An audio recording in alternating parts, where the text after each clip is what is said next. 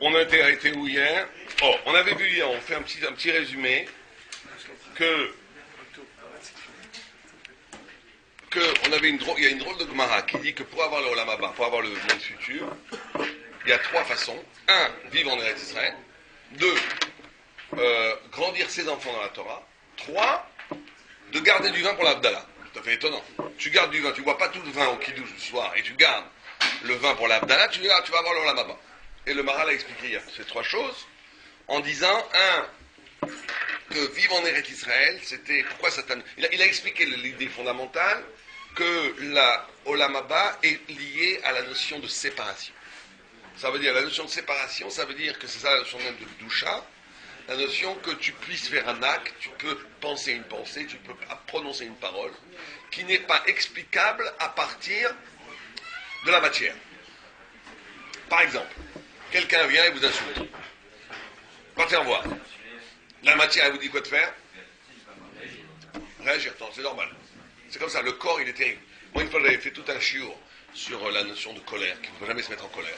1 heure en expliquant ça et tout. Je prends ma voiture, je rentre chez moi, tout d'un coup, chacun me fait une queue de poisson, je lui crie.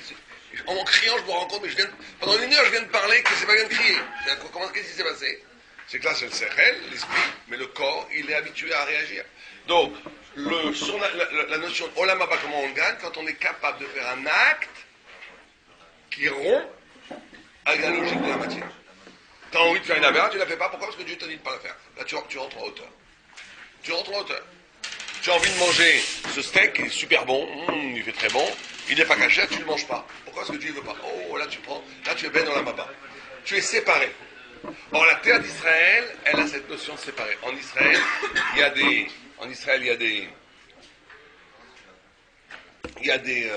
comment on appelle ça? Des miracles quotidiens. Parce que la terre d'Israël n'obéit pas à la logique normale. Elle n'obéit pas à la logique normale. Ça, c'est un. Deux, c'est d'éduquer ses enfants dans la Torah. Pourquoi? Parce que ça veut dire que tu crois assez à la Torah pour enseigner à tes enfants, leur consacrer du temps pour les étudier la Torah, même s'ils vont peut-être perdre un peu de business avec ça. Donc l'étude de la Torah, c'est un investissement, donc c'est pareil. Encore une fois, c'est le Olam Haba. Parce que tu pourrais très bien arrêter d'étudier pour travailler, tu ferais plus d'argent, etc., etc. Donc t'arrêter de travailler ou enseigner la Torah à tes enfants montre que tu es un fils du Olam Haba parce que tu as investi dans quelque chose qui coupe avec une logique mercantile, avec une logique financière. Très simple. Alors par contre, qu'est-ce que c'est que l'histoire de l'Avdallah? Si tu gardes du vin pour l'Avdallah, tu es bien dans la Haba. Quel rapport? Comment vous expliquerez ça, vous? Quelqu'un me dit, allez-y, participez à l'idée. De l'Avdallah, c'est séparé. Bon, très bien. Voilà, je voulais vous dire, tiens, c'est la notion de... C'est-à-dire qu'on a aussi bien dans la main quand on est capable de se séparer. Vous savez que la pire des choses, c'est de dire que tout est pareil.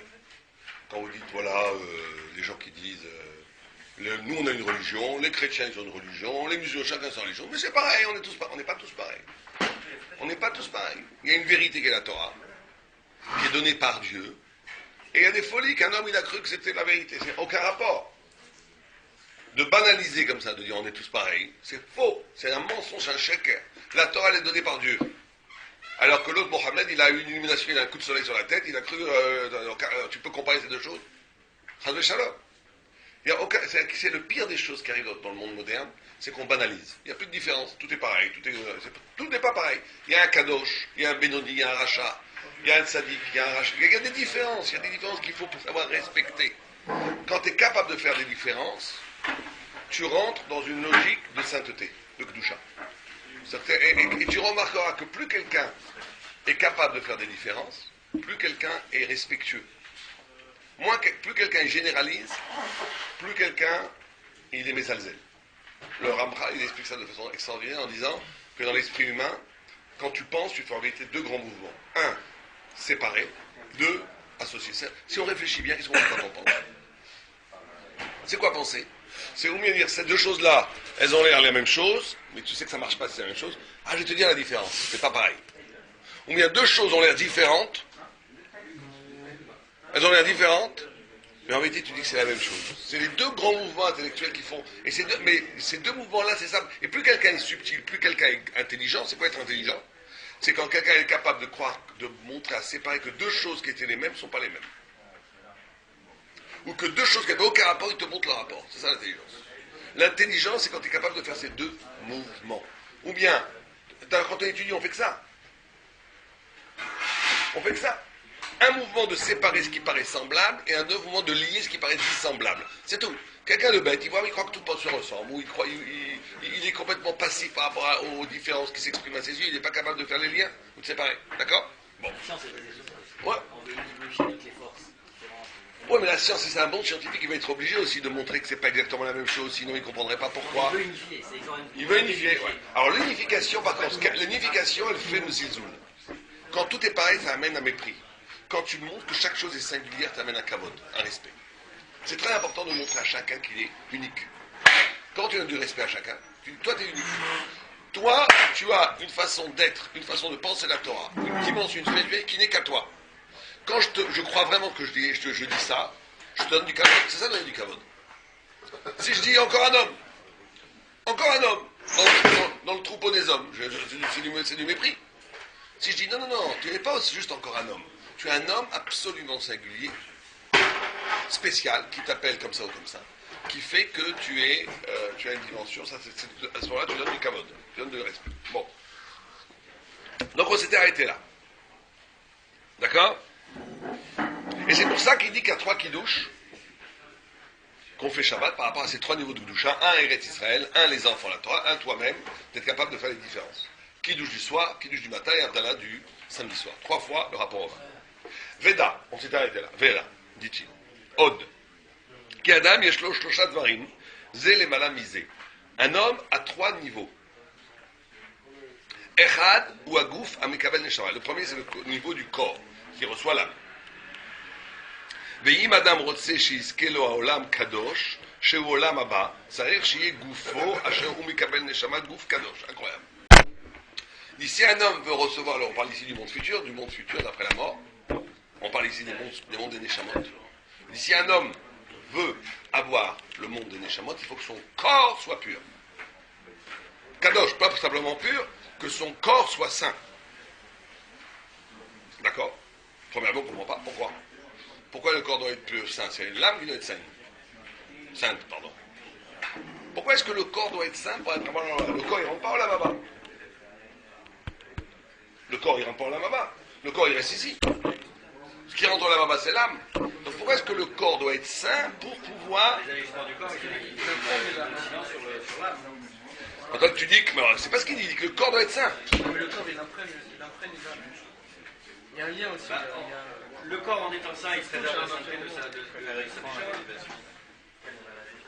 En plus, on dit qu'on part avec notre corps aussi. Non. Le corps, il part pas. Mais c'est pour ça que on laisse le corps propre, on enterre, Bien, non, il y a, c'est vrai, le Harizal dit, les gens disent à quoi ça sert d'aller sur une tombe? Ça sert. Le Harizal, il dit que vous savez qu'on a 3 niveaux d'âme. On a un niveau d'âme qui s'appelle le Nefesh, qui est le niveau d'âme qui fait qu'il y a la vie. Il y a un deuxième niveau d'âme qui est le roi, qui est la parole. Ah oui, vous pouvez le mettre. Sinon, Sylvain, il va nous donner une amende. Bravo. Elle est branchée.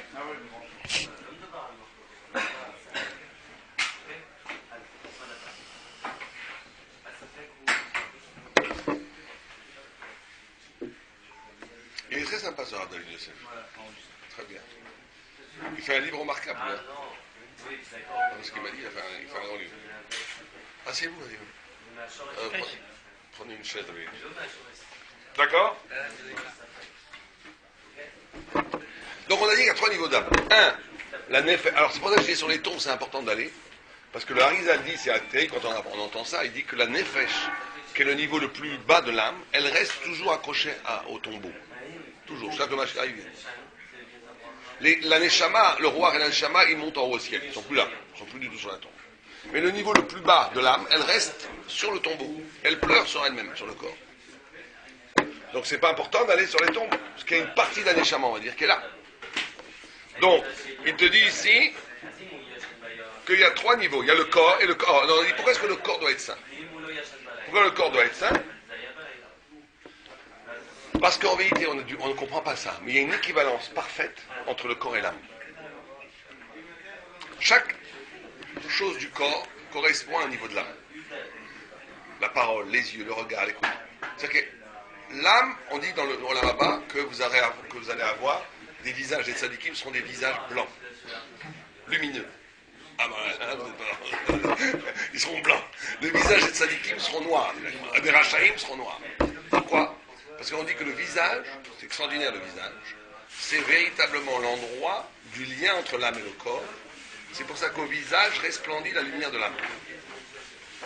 C'est pour ça qu'un visage est indestructible. Un visage est inviolable. C'est pour ça que si je peux prendre ça et je peux le casser. Mais frapper un visage, c'est une profanation sacrée de la chair. Donner une claque, c'est très grave. Même un enfant, fait attention à les claques. Vous me donnez une fesse dans les fesses. Mais une claque, c'est très dangereux.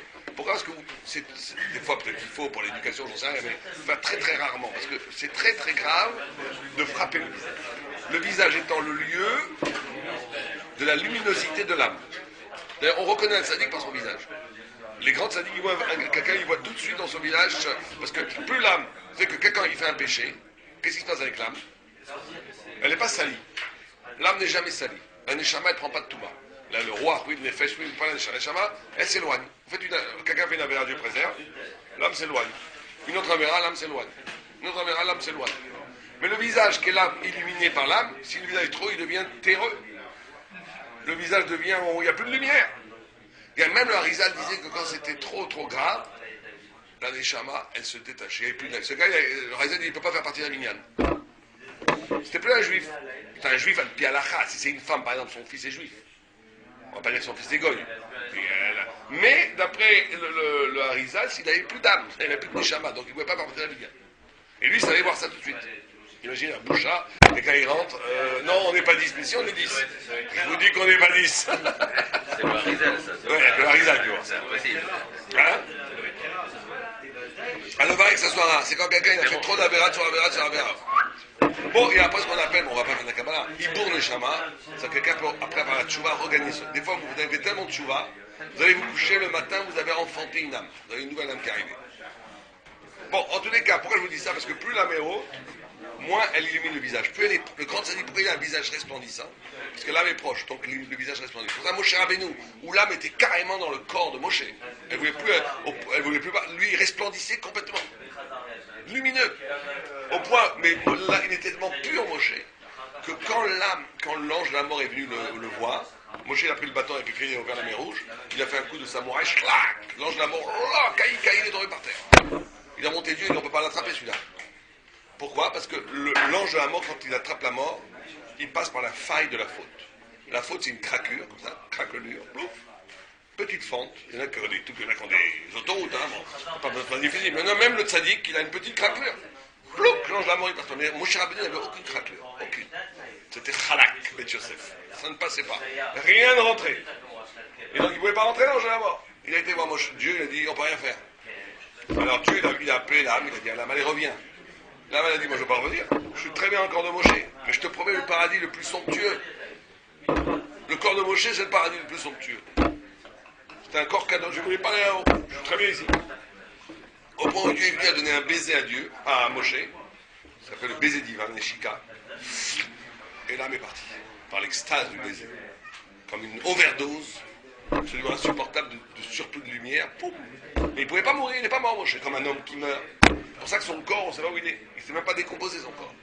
C'est complètement tsura, c'est pas de la matière. Bon.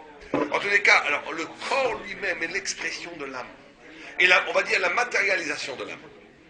C'est pour ça que quand le corps est impur, c'est une, comme vous l'avez dit, à un certain niveau, c'est la même chose. C'est que le corps exprime l'âme.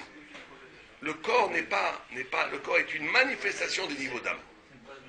La tête, c'est roi, le cœur.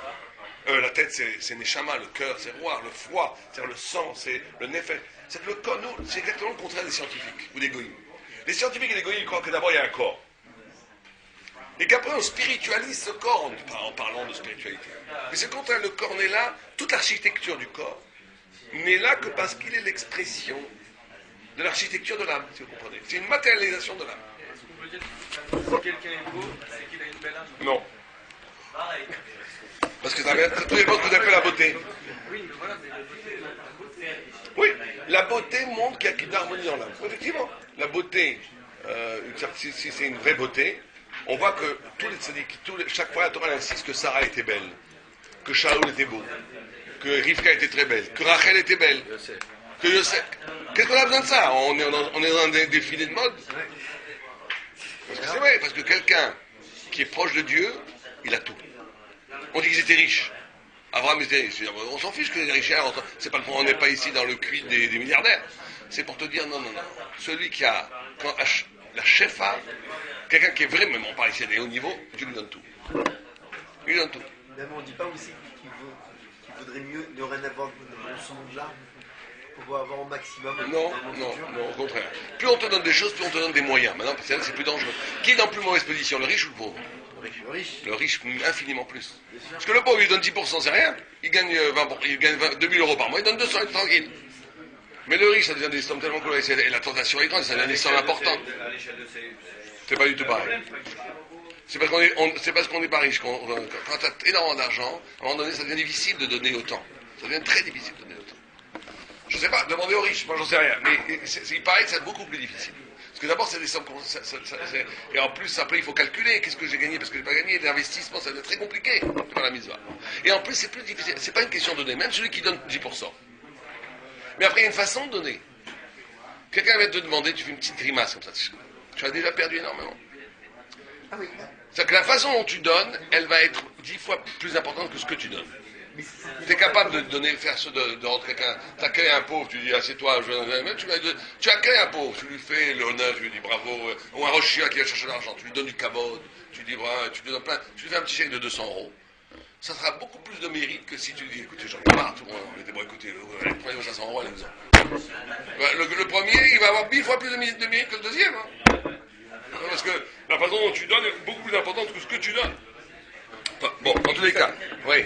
Le fait que lorsqu'on donne de l'argent, ça pique un petit peu. C'est une attitude qui est normale. Ça pique. Ça pique. Ah oui, faut que ça fasse mal, comme disait l'autre. Hein? Faut que ça fasse mal. Il faut que ça passe mal. Ouais. Donc, Harry qui donne des millions, vraiment des millions. Il dit la Zdaka, ça commence quand ça fait mal. c'est quoi? Quand ça fait mal. Et lui, pour que ça lui fasse mal, il pèse 2 ou 300 millions d'euros, donc il pèse vraiment. Ou plus que ça, je ne sais pas comment il pèse. Mais lui, il a fait le chèque de l'école de sa mort, je ne sais pas qu'à l'époque c'était 16 millions d'euros, 16 millions de francs. Il a arrivé pour paver, il a été beaucoup pavé. Mais même pour lui, ça lui faisait mal, parce que quand même, tu fais un chèque de 16 millions, ça fait mal. Oui, alors, en quoi ça dérange? Non, donc en fait, quand vous dites qu'une personne qui va donner de la Sidaka et qui va faire une petite grimace, elle a déjà perdu un petit peu. Bah non, en fait. Non, je ne dis pas qu'il fait une grimace pour que ça lui fasse mal, c'est très bien. Mais qu'elle fasse sentir à l'autre qu'il l'embête, ça c'est assaut. Il faut les cabelles auto, mais ça va pas venir faute. Bon, après, dans la grande épreuve, quand on a quelqu'un qui va devant la Zdaka, c'est un sadique, il a une belle barbe, il est bon, il est classe, il te regarde les yeux, c'est facile, c'est bien, c'est mieux, mais c'est vrai qu'il y a des gens qui sont un peu lourdingues. Et des fois, tu as même du mal. Tu as envie de dire, fiche-moi parce qu'il est vraiment lourdingue, le gars, et tu sens qu'il n'a pas de bonne méthode et tout. Mais même comme ça, il faut donner. Maintenant, c'est vrai que le don va être dépendant de celui qui le reçoit. Ça, il ne faut pas trop le dire au donateur. Mais Jérémie, Irmiyahu, il a prié pour que ses ennemis donnent la Zdaka à des gens qui n'ont pas de mérite. Parce que si tu as la Zdaka à l'affreux Jojo, tu n'as pas fait grand-chose. Tu as fait un petit peu parce que tu as donné. Mais le don va être complètement proportionnel. Là, le mérite. Tu vas donner à un tzaddik qui va donner ça au pauvre, et tu donnes à un escroc qui va prendre l'argent. Et on ne peut pas savoir. Donc il faut prier. Il faut prier le bon Dieu pour qu'on ait la chance de donner à des gens qui ça mérite. C'est pour ça qu'il faut les sélectionner. C'est celui-là. Si vous êtes capable, si vous savez, mais des fois on se trompe. Des fois on croit que c'est là, c'est le bon, et que c'est pas moi, c'est le contraire. Mais effectivement, il faut prier. Bien. Alors on y va. Veda Hot, qui Adam et Shloshosha Dvarim, vous allez malamiser. L'homme a 3 choses l'une au-dessus de l'autre. Ou à Gouf, on a dit que le corps doit être sain. Veod iyu kochot shelo asher em kochot nafsho begdusha. Il y a une deuxième chose qu'il faut sanctifier. Il faut sanctifier le corps. Comment on sanctifie le corps? Très simple. On mange cachère. On ne fait pas d'avérote sexuelle. On fait pas d'avérote sexuelle. On mange cachère, on ne fait pas d'avérote sexuelle. C'est tout. C'est comme ça qu'on sanctifie le corps. On n'est pas bouche. Rachid dit une chose extraordinaire. Rachid dit c'est quoi être kadosh? Ne pas faire d'avérote sexuelle. Ah, rien. Le Ramban, il attaque. Il dit pourquoi tu dis c'est kadosh? Le Ramban, il dit on peut avoir quelqu'un qui fait toutes les halakhot et qui mange comme un cochon, comme ça. C'est pas moi qui dis le mot cochon, c'est le Ramban. Le Ramban, il dit el kechazir. Il mange comme un cochon, que du glad kosher. Il est kadosh. C'est la coucha du Ramban. Mais moi, je réponds à Rachid que c'est pas une coucha. Parce que qu'est-ce que ça. Aujourd'hui, en plus, avec l'Avdil, avec la psychanalyse et tout, on comprend très bien ce que dit Rachid. Rachid, il dit celui qui n'a pas résolu le problème de la libido, le problème du désir interdit des femmes, ça va influencer tout son truc. Pourquoi quelqu'un il mange comme un goinfre? Même s'il est religieux. C'est parce que quelque part, il a une frustration de la libido. Il n'est pas clair avec ça. Et il se défoule en mangeant. Donc Rachid te dit la racine de la Kedusha, c'est la sainteté par rapport aux femmes. Ils vont me manger. Ah, il faut manger comme un goinfre, c'est sûr, mais il dit que c'est la racine. Alors Ramban, il n'est pas d'accord, il dit ça, c'est beaucoup plus large que ça, c'est pas que les femmes. C'est comment tu manges, comment tu parles, comment tu marches. La Kedusha, c'est pas simplement, c'est d'être séparé de toute tentation, pas que les femmes. Rachid dit les femmes. Arayot. Pourquoi? Parce que le Arayot, c'est le nœud du serpent, c'est le nœud du problème. Celui qui a résolu ce problème-là, il devient saint automatiquement sur le reste. Automatiquement. Celui qui a résolu ce problème, qui une fois pour toutes dit moi j'aime ma femme, une fois pour toutes il dit c'est de la chair, ça vaut pas le coup d'investir là-dedans, la chair est triste, c'est nul. Je préfère grandir vers Dieu et bâtir une vie de Kedusha. Quelqu'un qui a véritablement intégré ces notions-là, il faut essayer de malin. Parce que l'homme n'est pas, il faut être malin, il ne faut pas non plus tomber, si on voit des trucs interdits, alors on peut pas être, il faut être capable de se protéger, de s'interdire des choses très précises, internet, film, tout ce que vous voulez, il faut être capable. Oui, c'est des règles. Non mais parce que quelqu'un il se dit, moi je suis un saint homme, je m'en fiche, je peux voir, non. Quand quelqu'un il voit, il tombe. Je crois qu'il y avait des rabbinim à Gemara, qui marchaient les prostituées, qui travaillaient, qui faisaient les cordonniers des prostituées, et les prostituées venaient même les draguer, parce que c'était qui qui allait le faire. Et eux, ils étaient imperturbables. Et toutes les prostituées ne juraient que par ces rabbins-là. Parce qu'elles étaient, on parle de prostituées, mais elles étaient admiratives devant ces deux rabbinim, qui vivaient parmi elles, qui n'avaient jamais eu un regard. Bon, alors ça c'est un niveau, hein. C'est un niveau très très haut. Mais bon, c'est un niveau. Je finis ça. La Gemara, elle parle de ça. Qu'est-ce qu'on fait avec le désir? Il y a une qui disait, moi je regarde pas. L'autre qui dit, je crache. Un qui dit, je réduis ça, je montre que c'est que de la chair. Ça rien. Il dit, pas du tout. Moi ça me fait rien. Et les commentateurs disent, ça lui fait rien, c'est plus un homme. Il dit non. Il dit, lui, ça lui fait quelque chose quand c'est une mitzvah. C'est-à-dire que quand c'est une mitzvah, c'est sans salir. En tout cas, on va laisser tomber un peu on va parler des choses plus simples, plus politiques, plus correctes, pas des femmes. Manger pour manger, ça m'intéresse pas. Quel intérêt? C'est Shabbat. Alors là, c'est Shabbat, je suis obligé de manger, c'est dur de manger, la broute. C'est dur. Non. C'est Shabbat, c'est une mitzvah de manger. Tous mes sens saluent. J'ai faim. Vous comprenez? C'est que le corps, le biologique, l'énergie vitale, est elle-même alimentée en amont par l'âme. C'est ça le juif. Là, le juif, il a inscrit la neshama et le corps, l'éternité et la vie en une seule et même bloc. C'est pas que, comme les chrétiens, c'est terrible, je suis obligé de manger, c'est terrible, je suis obligé d'aimer ma femme, c'est affreux. Pas du tout, c'est pas ça. Il faut être un jouisseur. C'est très bien d'être un jouisseur. Mais un jouisseur dont la jouissance ne s'allume que s'il y a un sens. C'est quoi un sens? C'est la mitzvah. Si c'est Shabbat, si c'est une mitzvah d'honorer sa femme, mitzvah de manger, mitzvah des fêtes. Là, c'est bien.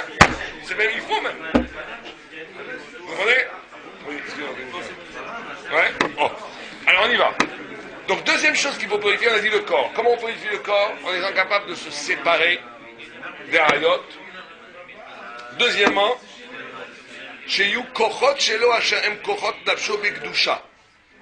Alors, je ne sais pas ce qu'il veut dire par là. Peut-être vous avez une idée. Il dit que les forces intellectuelles, les forces de son âme, vous les investissez dans la Kedusha. Ça veut dire quoi ces forces? Peut-être qu'il veut dire l'investissement, l'énergie. De mettre ton énergie dans la Kedusha.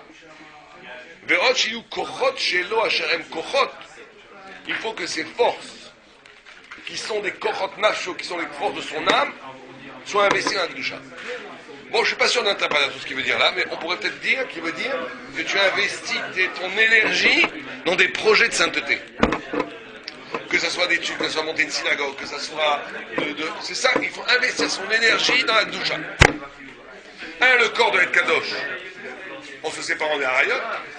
De l'énergie que tu dois mettre, tu dois une fois un petit peu ou beaucoup tous les jours, travailler pour un projet de sainteté. Il faut avoir des projets dans la vie, des projets spirituels.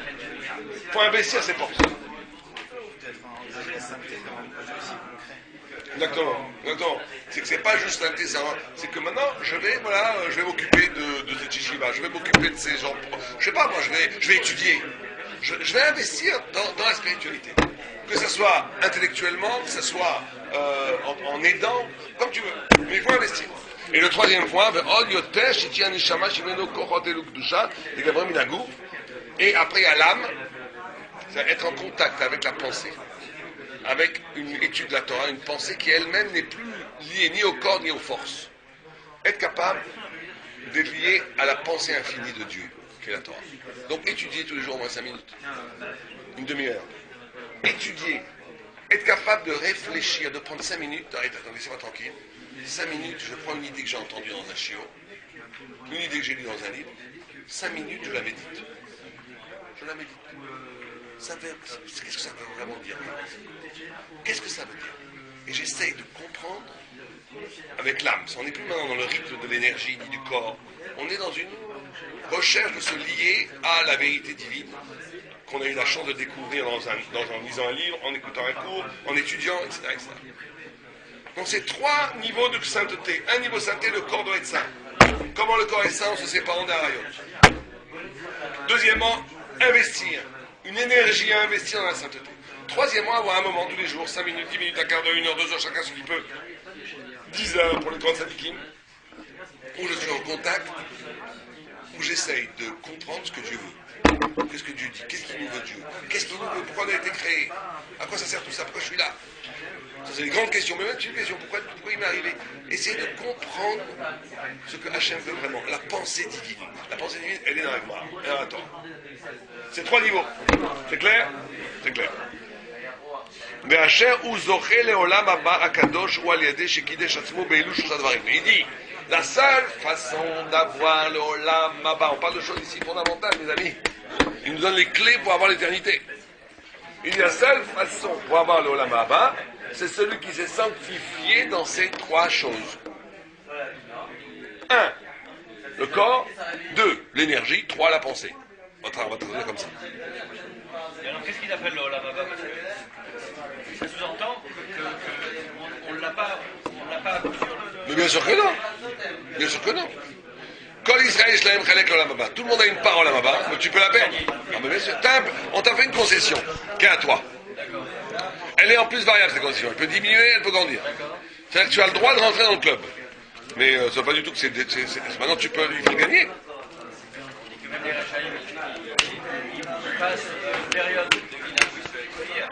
Que s'ils ont travaillé ces 3 choses. Le Olam Haba, il faut bien comprendre, c'est pas un lieu. L'Olam Haba, c'est ta propre spiritualité qui s'est éternalisée. Donc quelqu'un qui n'a rien, il n'aura jamais le Olam Haba. Le rachat qui a fait que du rachat. Non. Par contre, le rachat qui a été tzaddik aussi. Ça n'existe pas un homme complètement mauvais. Voilà, Médoni. Donc il faudra qu'il aille au Guéhinom pour brûler. C'est terrible le Guéhinom. Mais c'est pas juste brûler, ça veut dire qu'il passe cette expérience à l'envers du mal qu'il a vécu. Pour que ça disparaisse. Pour pouvoir après rentrer dans le bien. Mais quelqu'un qui a fait que du mal, il n'aura pas de Olam Haba. Non. Non. Mais il y a des choses très graves qui font que même si tu as fait du bien, tu n'auras pas de Olam Haba. C'est par exemple la notion de apécorsut. Ceux qui pensent mal. Ceux qui disent la Torah ne vient pas du ciel.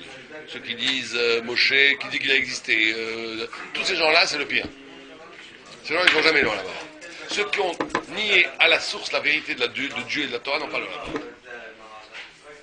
Bien. Mais Kacher Ouda Beret Israël, Adama Kdusha. Alors regardez que ces 3 choses-là vont être liées aux 3 choses qu'écrit la Torah, qui sont vivre en Eretz Israël, élever ses enfants dans la Torah et faire la Havdalah. Ok, on finit juste pareil, il nous reste 2 minutes. Mais Kacher Ouda Beret Israël, Adama Kdusha, Bezé Mekadesh Gamet Adama Shelou Agufo. Génial ce que fait le Maral. C'est pour ça qu'on dit Agmar. Vivre, on a dit qu'on peut gagner le Olam Haba avec 3 choses, qui est 1, vivre en Eretz Israël, 2, enseigner la Torah à ses enfants, 3, le vin, la Havdalah. Il dit, c'est quoi la Kedusha du corps? C'est où? C'est quoi? C'est signifié par quoi? dans ces trois choses. Si je demande la Gdusha du corps par rapport à vivre en Eretz Israël, enseigner la Torah ou faire la Havdalah. Où est-ce que vous le mettrez la Gdusha du corps dans ces trois? Vivre en Israël, bien sûr. Choisir un lieu kadosh. Comment tu rends kadosh le corps? Comme on a dit, se protéger. Être dans des environnements sains, c'est tout. Sa famille, le Beth Amikdash, ses amis, des endroits sains, kadosh. Mais si tu commences à te balader à Pigalle, tu vas pas te demander pourquoi j'ai des drôles d'idées. Il faut se protéger, il faut rentrer dans un corps sain. Donc là, le meilleur corps sain, c'est où? C'est Israël. Vous allez au côté, vous êtes tranquille. Il y a des endroits en Israël aussi. Ouais, bon, c'est vrai. Je voulais pas le dire. Malheureusement. C'est vrai. Mais Eretz Israël a quand même une dimension de Gdusha. Même dans les Chiloni, c'est pas les mêmes. Moi, je vois ça tous les jours. Même les Chiloni, ils sont beaucoup plus liés à la Torah qu'ici. Pas simplement dans la tête. Moi, j'ai vu dans l'avion. On a commencé à faire mincha, tous derrière là. Les hôtesses, quand ils ont pété un câble, tellement qu'on a fait le balagan, elles voulaient aller chercher. Bon. Mais elles étaient gentilles, je ne sais pas comment expliquer. Il y en a qui lui ont fait la fille, et après il a fait la bracha, on l'a calmée. Elle était tout énervée au début. Elle lui a fait la bracha, un vieux sympa. Et tu vois, elle s'est mise comme ça. Tout de suite elle a accepté, on aurait dû une petite fille, elle a dit merci, amen. On n'est jamais loin de la Gdusha en Israël. On n'est jamais très loin. Moi j'ai vu pire. Oui, c'est sûr. Il s'est levé, il a dit vous n'avez pas le droit de faire la prière. Il était furieux dans l'avion d'Elal. Ah bon? Qui? Lequel? Un Israélien. Il s'est levé. Pas de question, pourquoi vous priez, vous nous gênez. Et il a fallu que le commandant de bord le calme, qui lui a dit je vous descends à la prochaine escale. Moi j'ai jamais vu ça. Un juif. Ouais. Bon, ça existe. Malheureusement. Des fois, ils font pas qu'ils Malheureusement. C'est vrai. Mais même ce nom qui pour, en Israël, c'est parce qu'il est concerné par la Torah. Quelque part plus que celui qui fait Kippour ici. Il fait ça juste par tradition. En Israël, même, moi j'ai eu un débat il n'y a pas longtemps à Tel Aviv avec un mec qui s'appelle Shatner, qui est alors lui plus à gauche, plus anti-Torah, il n'y a pas. Marius Shatner, il a écrit un livre dans les sites Pas de dans la débat. Torah, il n'a pas changé. Non, c'est la Jojo. Et mais il est très ce qui était marrant, c'est qu'on a sympathisé. Mais sa fille, elle est à Méachar. Je sais pas au moment, je vais dire que sa fille, elle a fait de cheval, elle est à Méachar. Je le dis devant tout le monde, il y a 300 personnes. Je lui ai dit, écoutez, monsieur. Même moi, je ne pourrais pas vivre à Méacharim, c'est trop dur. Alors que votre fille a été à Méacharim, c'est la preuve radicale de l'écroulement de votre idéologie de gauche. Oui, ne parlez pas de ma fille. Non, je lui dis, pourquoi je vous parle de votre fille? Parce que vous avez écrit en épitaphe dans votre livre. Je dédie ce livre à mes petits-enfants en espérant qu'un jour ils pourront lire Babar. Parce qu'elle, comme sa fille est très très religieuse, il a offert Babar à ses petits-enfants. Elle n'a pas voulu de Babar. Lui, ça l'a scandalisé. Qu'est-ce qu'il y a de mal dans Babar? Donc, enfin, c'était très... Mais ce qui était extraordinaire, c'est qu'on a vraiment parlé très...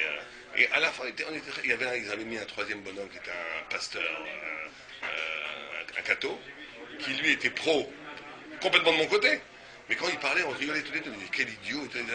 Il y avait une fraternité juive qui s'est faite, et lui, il n'y a pas plus gauchiste et plus anti-religieux que lui.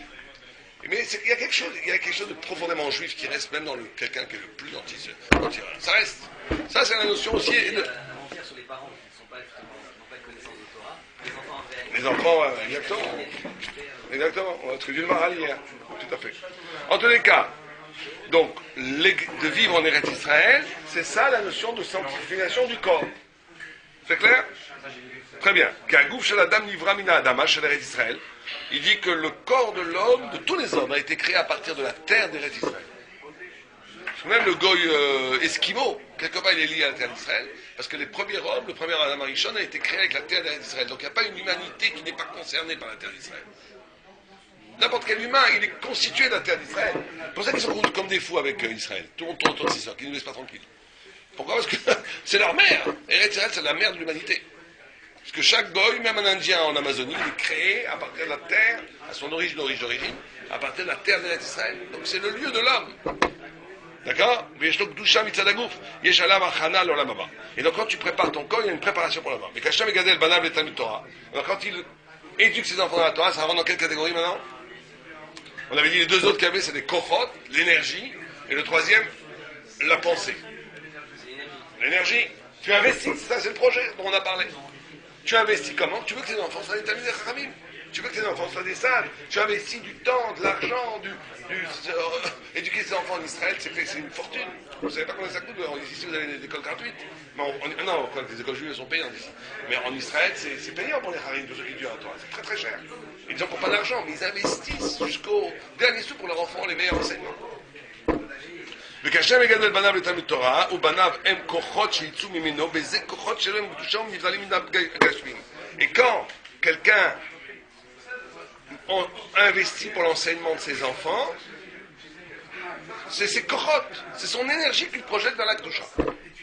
וכאשר מבדיל, et le troisième niveau, là, il n'y a plus de choix, donc מבדיל, c'est la pensée, וכאשר מבדיל במוצאי שבת בדבר הנשמה שיש לו לדבר נפש יתרה, et quand le soir de Shabbat, מוצאי Shabbat, tu fais la Havdalah et que tu sépares l'âme, en plus que tu as reçu de Shabbat, elle retourne l'âme au ciel, tu fais une séparation entre l'âme et le corps, entre les deux âmes, d'accord? Et tu fais une différence entre le Kodesh et le Chol, עד שיש לו נפש קדושה לגמרי כאשר משאר מן הקדושה, להבדלה, ואז ראוי על העולם הבא. Et là, il devient encore plus là-bas, quand tu es capable de faire intellectuellement la séparation entre ce qui est Kadosh et ce qui est Chol. Ce qui est Kadosh et ce qui est Chol. ודברים אלו הם גדולים ונפלאים מאוד מאוד, dit le Maharal. Et ce que je viens de vous dire maintenant sont des grandes choses merveilleuses, beaucoup, beaucoup. רק באנו לבאר על למעלה המגדל בניו לתלמוד תורה. Et on dit, on a juste effeuillé un tout petit peu de la profondeur de ce qu'on vient de dire. ואחר שיתבהר עליך מעלת תלמידי חכמים שיש להם מדרגה שכלית, מזה מתחייב כל ראוי לנהוג בהם כבוד. Et il finit en disant, tout celui qui comprend un peu l'importance de la kedusha de l'étude de la Torah, quand il voit des talmidei chachamim, quand il voit des sages de la Torah, il doit leur donner le respect qui leur est dû, mais pas un respect social. Il faut respecter en eux la lumière thoraïque dont ils sont porteurs. Parce qu'ils sont justement séparés, c'est les vrais talmidei chachamim, ils sont séparés. Ils sont séparés. Il faudra leur donner quand même. Voilà, on a fini là, le prochain cours, si Dieu veut, dimanche matin.